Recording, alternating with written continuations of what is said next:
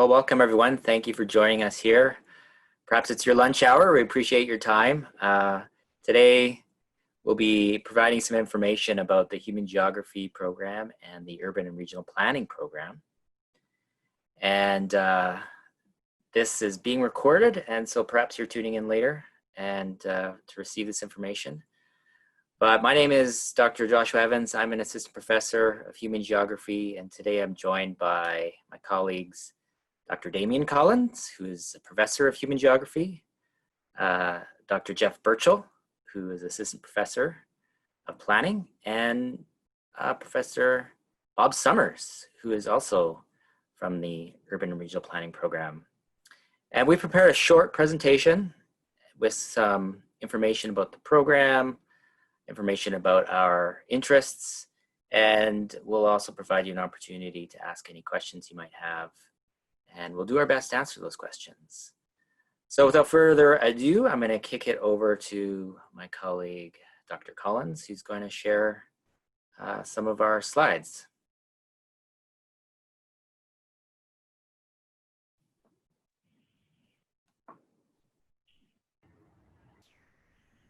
Thank you, Dr. Evans. I'm just going to get that going here.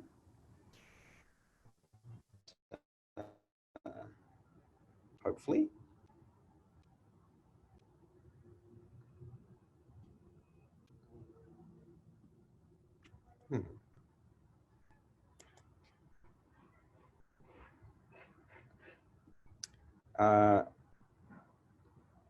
Just having a little bit of trouble with, here we go. The share screen was not cooperating, but it is now. Okay, so I think everything should be good there. So welcome to the brief overview of the Human Geography and Urban and Regional Planning programs. They're programs that operate side by side within the Department of Earth and Atmospheric Sciences. And although that name, Earth and Atmospheric Sciences, perhaps doesn't immediately bring human geography and planning to mind, we are a big part of that department. And we enjoy sharing our knowledge and love of social sciences with our students.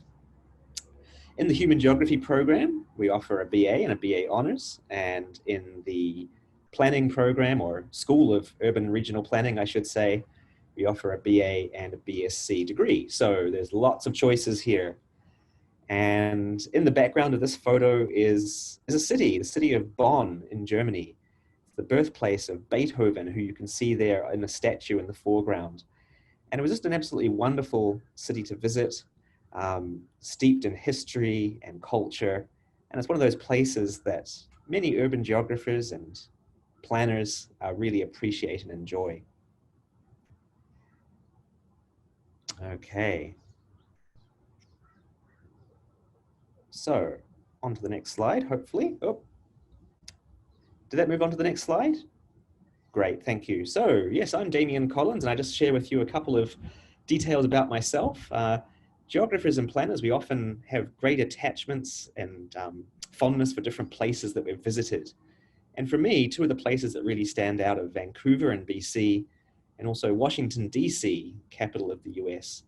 Both fascinating places to visit, and whenever I get the chance, I always discover new things. But also I am interested in, I guess, some more serious questions, and questions that I encounter in cities as diverse as Edmonton, Vancouver, Washington, like how can we end homelessness? And now I'll hand over to my human geography colleague, Josh Evans, to talk about some of the things that interest him. Thanks, Damien. I actually grew up in very small towns, and after having left those towns, which I still have a lot of fondness for, moving to bigger cities, I can say today my favorite places are larger urban agglomerations, Paris, France, for example, or New York City.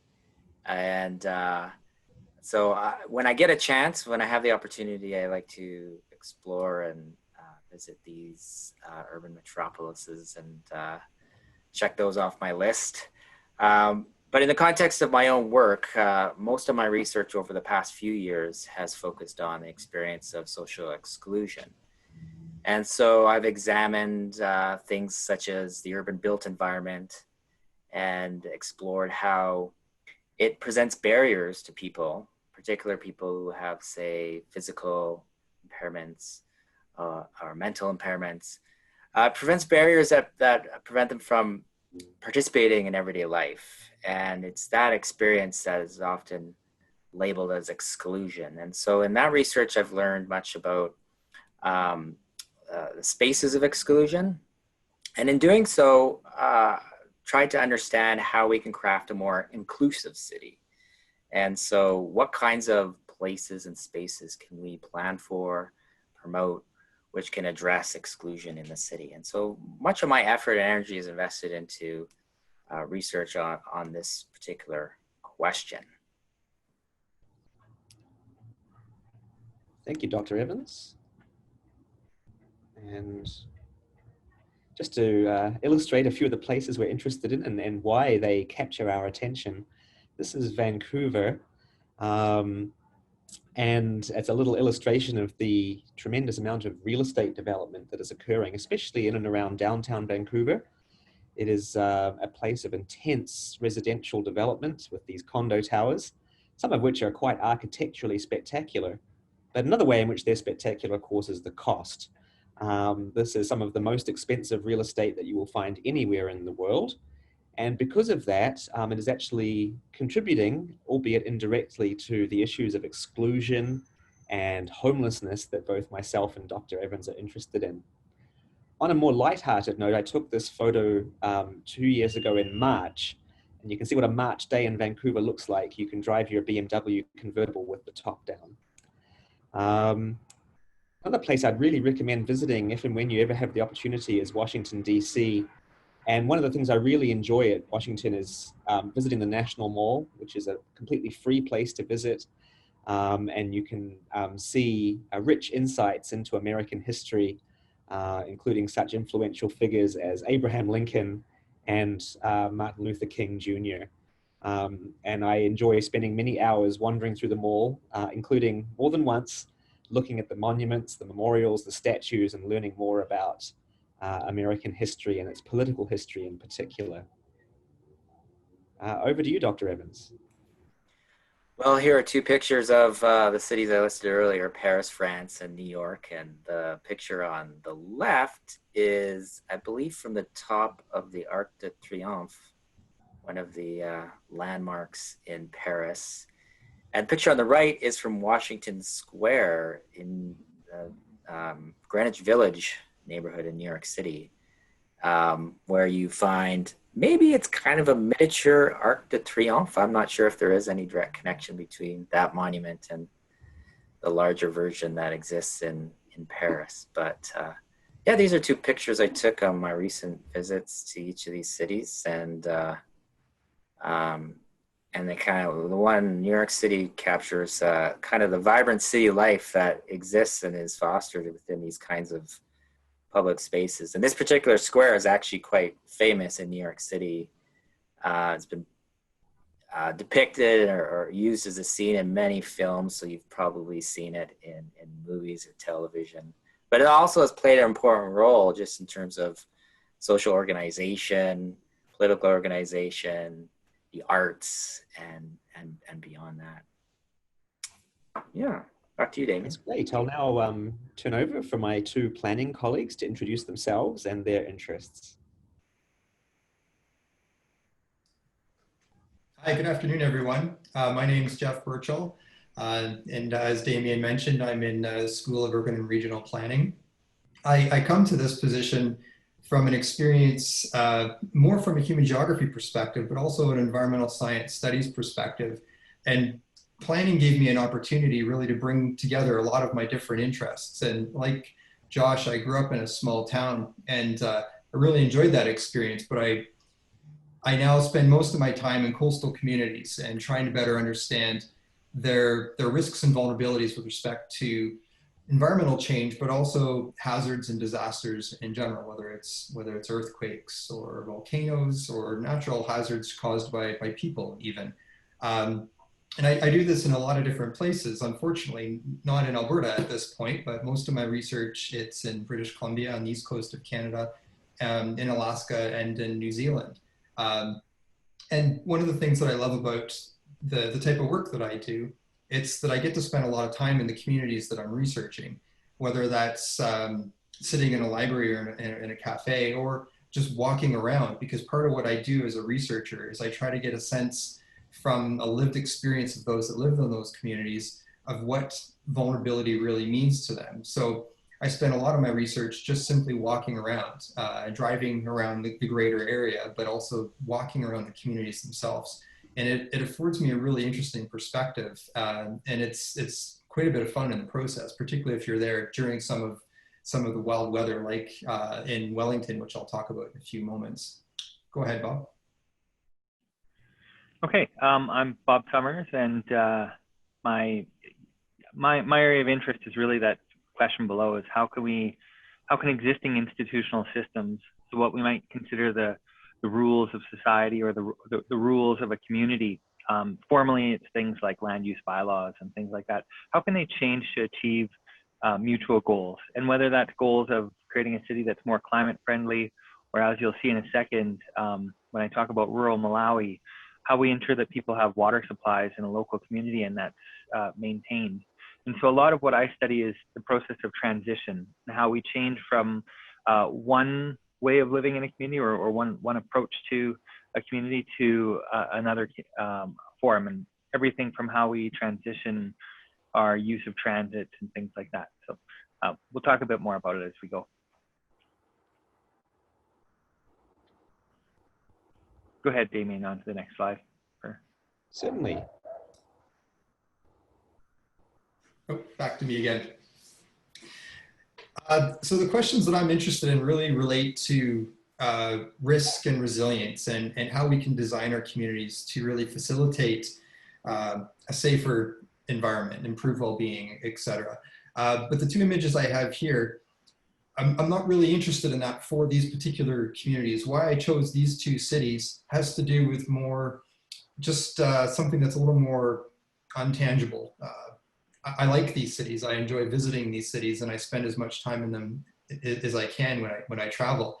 In terms of Rome, this is an image of ancient Rome. Obviously, it's not modern Rome, and it is indeed ancient Rome that I'm really interested in. And whenever I'm in current Rome, I spend as much time as I can in the old part of the city. And it's something about being in that city that's just, it's really interesting and compelling to me. Reading Roman history is something I'm very interested in. And when I'm in Rome, I am able to travel back in my mind to what it would have been like back in those days.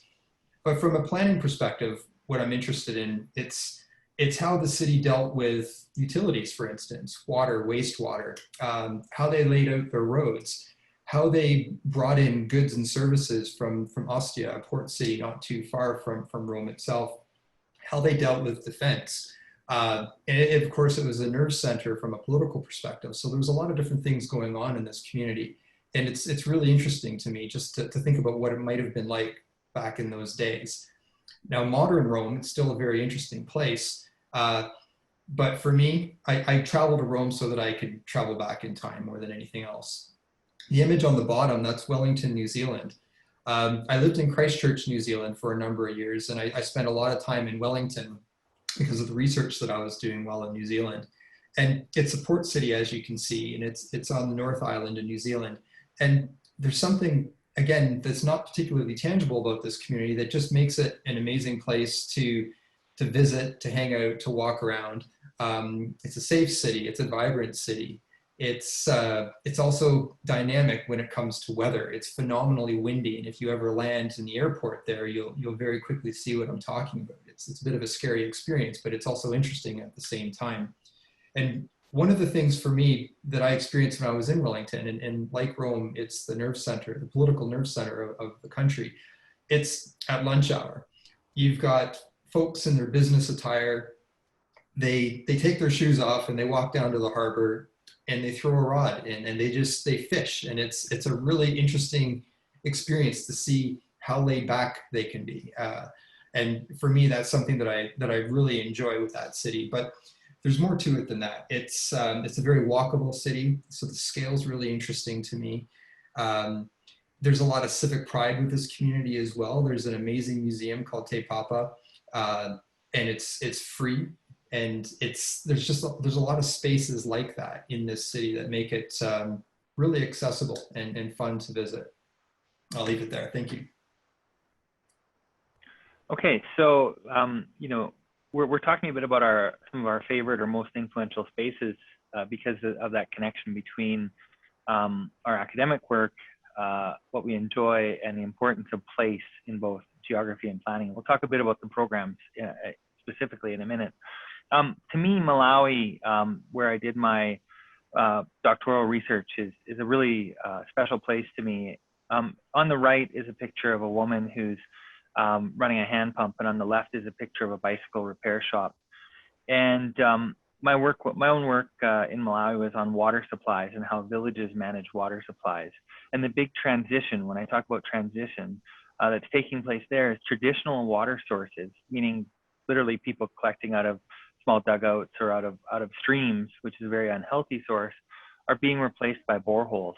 But it hasn't gone well because the boreholes have been, they often, the pumps break and they have other problems. So understanding that transition is really key for me. Oh, my cat's come to visit. Hi, cat. All right, on to the next slide. The other thing that I'm really keen, and this is so totally different, and it shows how you can have a broad range of interests within the same discipline, are commercial streets. So whenever I travel, I go to the most interesting commercial streets in every city. These are Calgary and Edmonton. A quick look at a couple of commercial streets.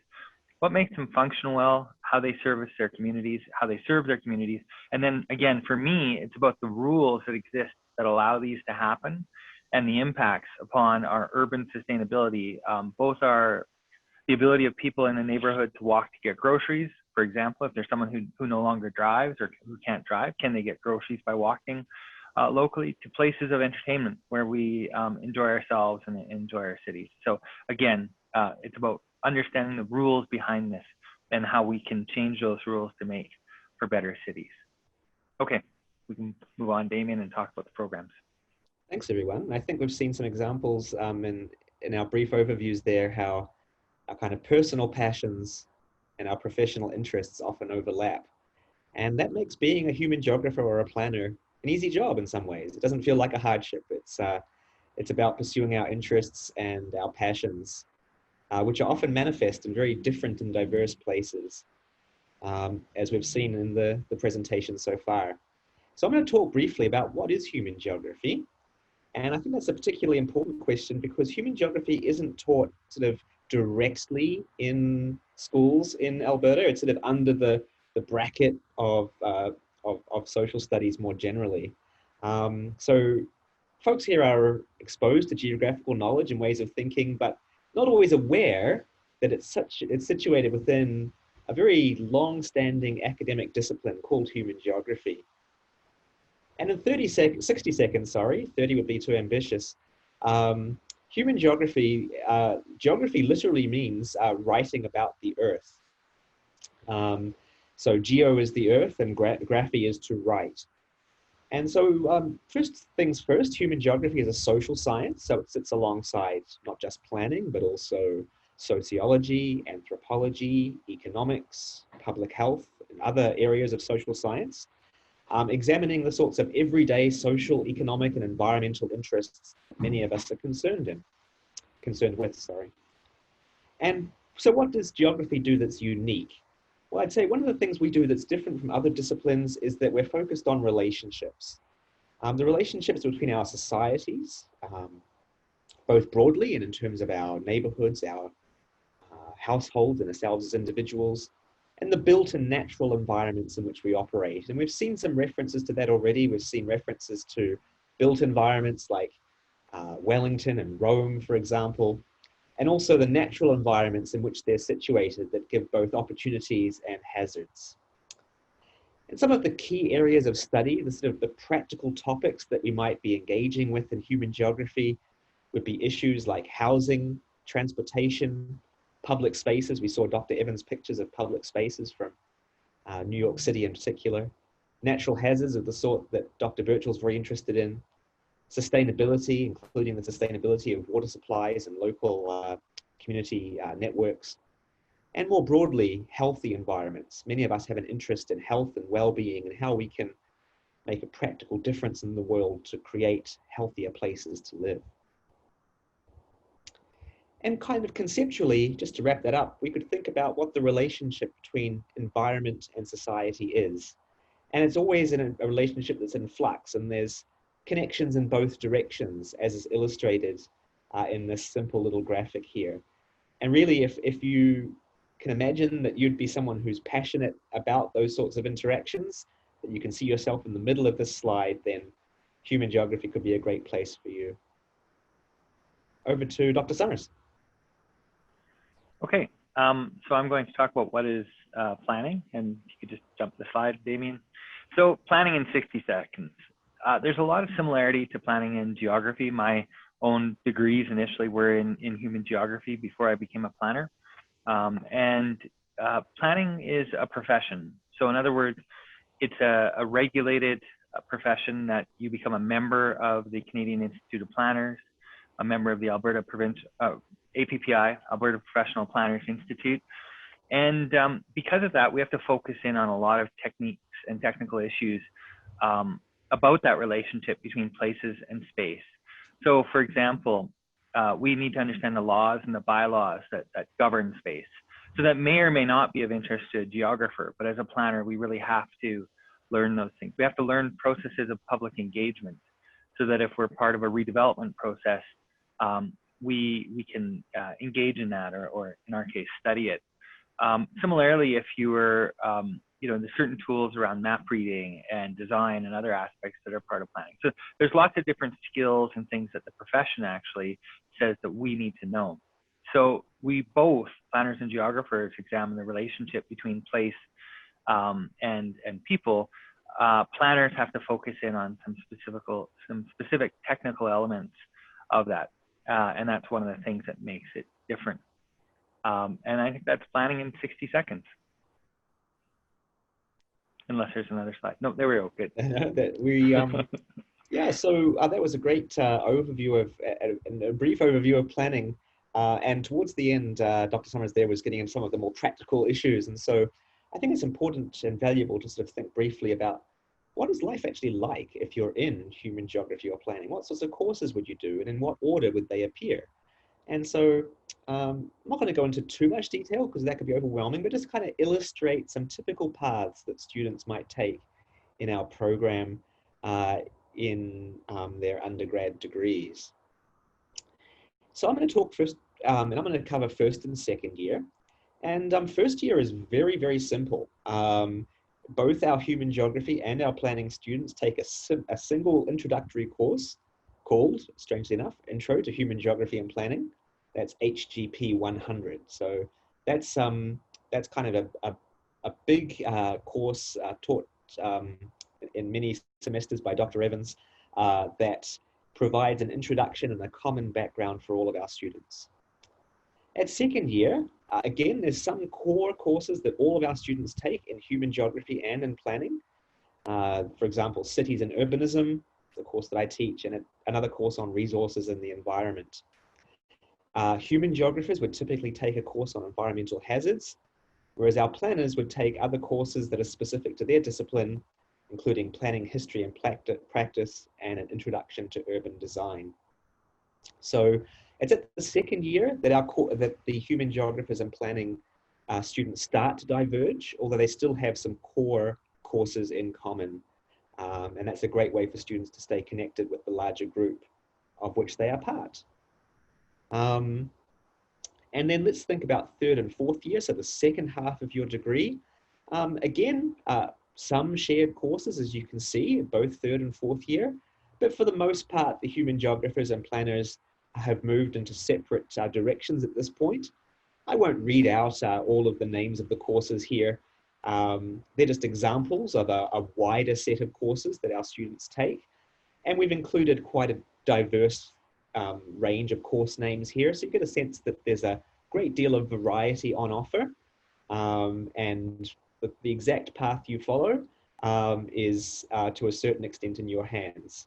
Human geography, the degree has a lot of flexibility, and there's a great ability to choose different courses according to your interests and background. Planning is a little bit more restricted because it is a professional degree, and that means that you're required to take certain courses that will prepare you to be a professional planner.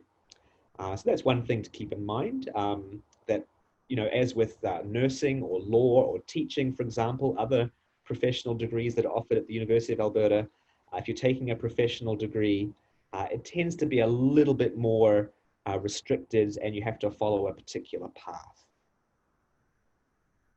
And now over to Dr. Summers to talk about some of the more, I guess in some respects, non-academic opportunities that come along, or at least courses, things that are outside of just regular classroom and coursework. Sure. So a couple of things, internships. All students in our programs, whether it's geography or planning, are eligible to apply for a 4, 8, 12, or 18-month internship. And if you can get an internship, it's a fantastic experience. Well, it extends your degree, meaning it takes you longer to complete your degree. That ability to be working in a workplace and to learn what, to gain that experience is really valuable. And that's through the, for those in the arts side of things, it's the Arts Work Experience program. And then there's our planning studio. This is just in planning, where students work in teams to take on real world projects for clients. And this is very much like a consulting role that a student might have. And if you could just jump to the next slide there, Damien. So one example of a planning studio that our students have done in recent years is how can a neighborhood be designed to promote active transportation? So the Strathcona Community League was the client for that, and our students put together a long report. And what's really exciting for me, this was done a couple of years ago, and I actually now see a lot of those changes that were recommended by our students being implemented in Strathcona community. So if you go through the Strathcona neighborhood after reconstruction, you'll see some new bike paths, more walking paths, lots of things we call curb outs that slow down traffic and things like that. That wasn't a direct, I mean, clearly the city did their own work, but this, we worked with the communities to inform them what they could be asking for, what a possible vision was. So that's one example. And if you just go to the next one, Damien. So here's another one. This was actually out in Leduc County. Some of our students who were more interested in the natural environment did this whole project for Leduc County to look at where a wildlife corridor, as well as some recreation paths and a few other things, could be placed in this particular area. And it was a challenging area because there's landfills and a few other things. There's private land and public land. And so they had to take all of that into account. And again, both of these ended up being reports that were well over 100 pages long, with dozens of maps and tables and lots of information. And this is what students do for their final project as a team in the planning program. Okay, Damien? Yeah, so some other opportunities that are a little bit different from the regular course and classroom environment. We have a 4th-year field school that's available to both human geography and planning students. It's a smaller group that travels, usually with 2 professors, to interesting locations across Canada and on occasion internationally as well.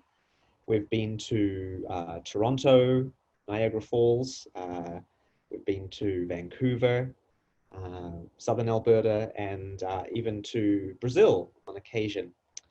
And so that's usually a 2-week field course at the very end of the winter semester, just as we're kind of finishing up the winter semester exams. We have that course, and usually it's a different destination every year. And the students and the professors travel and stay together for about 2 weeks. A unique opportunity on the human geography side, as a more traditional academic discipline, kind of similar to sociology or anthropology, we do offer an honours degree. And an honours degree culminates not in the in that studio report that you saw from Dr. Summers there, but in a thesis, which is a year-long research project where you get to work not in a group environment, but one-on-one with the professor who will supervise you and guide you through the research process as you conduct an honours thesis. And it's quite a unique opportunity for an undergraduate student. Not every undergrad student gets that opportunity.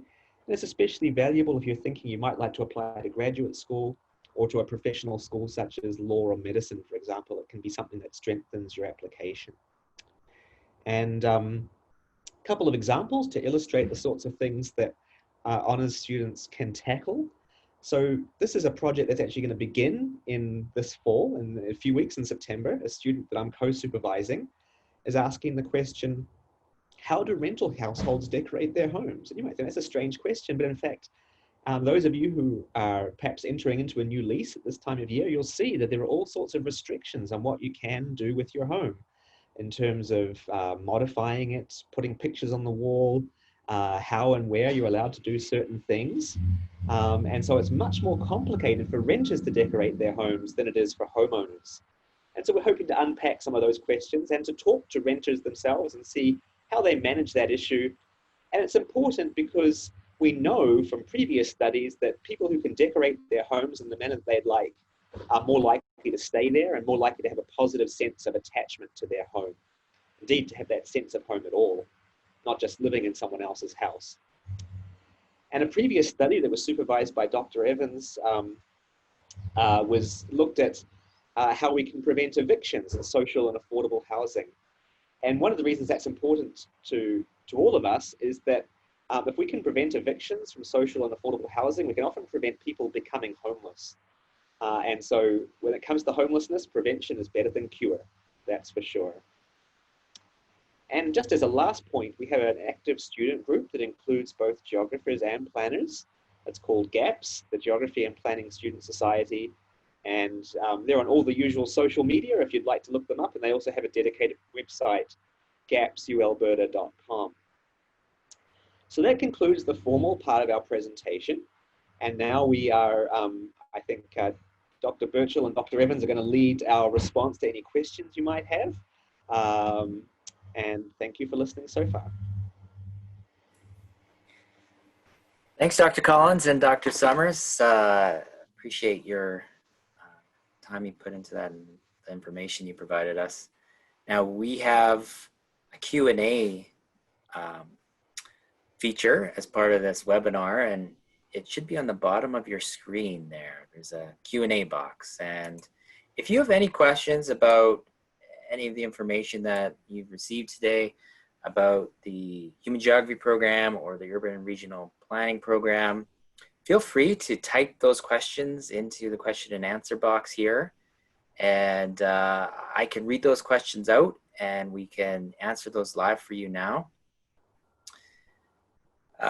We have about 10 minutes remaining in our 45-minute slot here. So we can just wait until these questions come up. First question from Kyle. Thanks, Kyle. It reads, these fields are super interesting. Thank you. We agree with you there. Are there options available that are for other arts majors? Good question. So that question is perhaps asking whether you can minor in human geography or planning.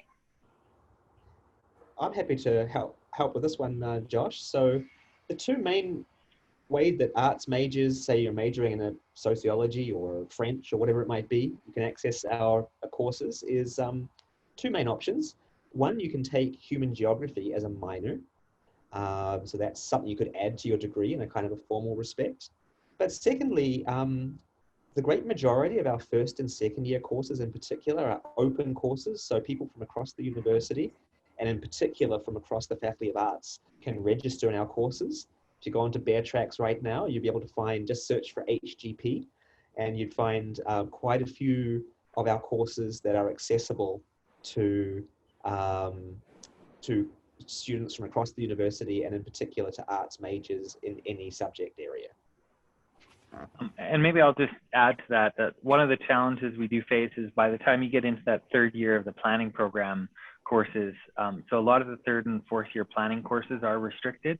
However, there are some that are open, but if you start to look at them and you see that they are restricted, they are, and they're pretty much impossible to get into. And that's in part just because we have to limit the size of those classes so that we can deliver the materials that are required in them.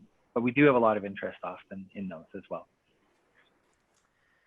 Thanks. So Kyle, I hope that answers your question. You know, the other thing I would add is that GAPS, which is the student group, has a very open mandate and open invitation to students beyond the human geography and planning programs. So they really invite anyone with an interest in space and cities to join and participate in their activities. So that's a third option, perhaps, if you really want to find like-minded people here at the U of A.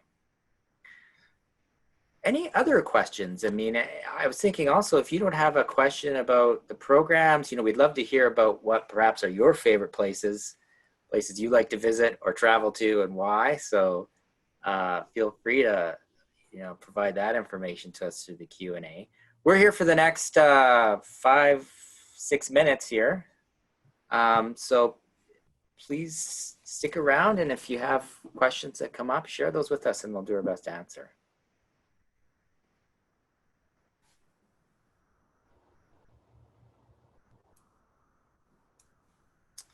One thing I would add, just as far as information is concerned, is that I don't believe I mentioned this at the outset, but I am the undergraduate advisor for the Human Geography program, and Dr. Burchell is the undergraduate advisor for the planning program.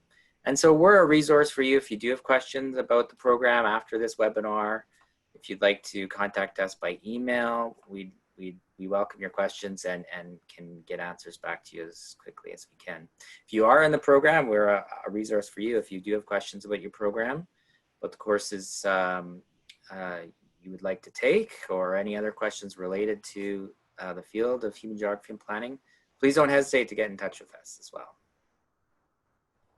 Thanks. And I would add too that if you do want to jump on Bear Tracks and see what your options are, there is space in the great majority of our first, second year courses. A couple of third year courses as well are still open to students across different disciplines. So it's not too late by any means. We'd love to welcome you to human geography and planning courses in the fall semester if you're still looking around, even if it's just one course. You know, put your toes in the water. Absolutely, why not? The other thing that I'll mention, because this question has come up at previous sessions, is people who are considering getting into planning, specifically, if you're not sure but you think you probably want to get into planning, you're better off to apply sooner than later. You can, because planning is a enrollment restricted program, meaning that there's only so many students allowed into it, about 20 a year in total. It gets increasingly hard to get in. So let's say you're like, if you think, oh, I might be interested in planning, you take your first year course, then you go into second year and you take the second year courses, and then by third year, you're like, yes, this is what I want to do.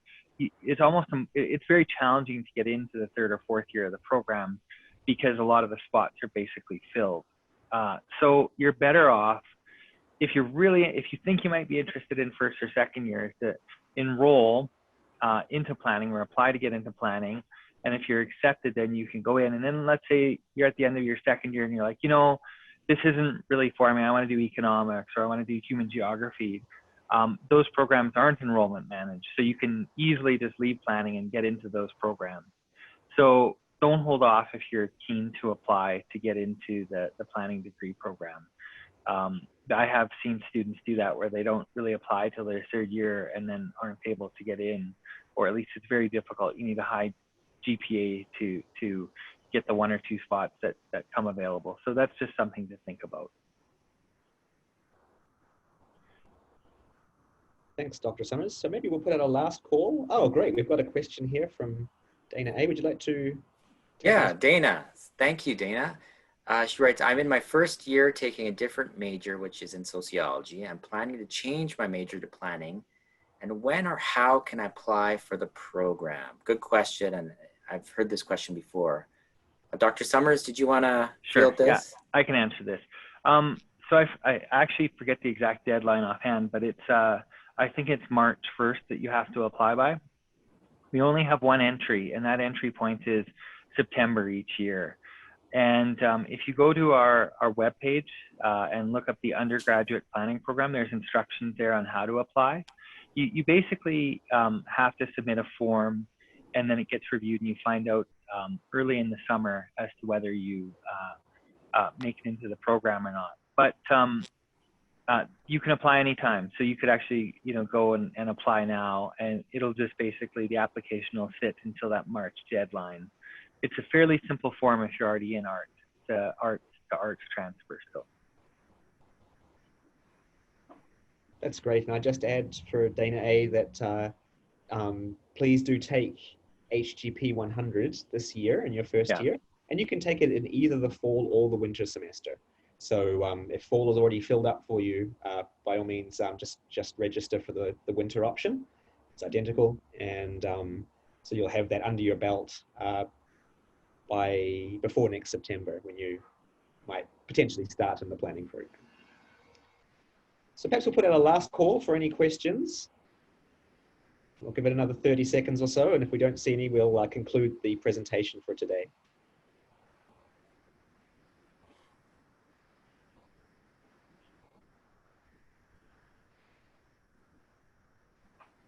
Okay, well, I'm not seeing anything. Josh, would you like to conclude for us, please? Sure. Well, I just want to thank everyone for joining us over this lunch hour. I appreciate your time, and appreciate your questions, Dana and Kyle. Thank you. Again, as I mentioned before, if you leave today and you still have questions, please don't hesitate. You can contact us by email, and I'm happy to have a face-to-face Zoom call if that's your preference as well. I want to thank Dr. Collins, Dr. Burchell, and Dr. Summers for joining us today, and I hope you have a great week. Bye, everyone.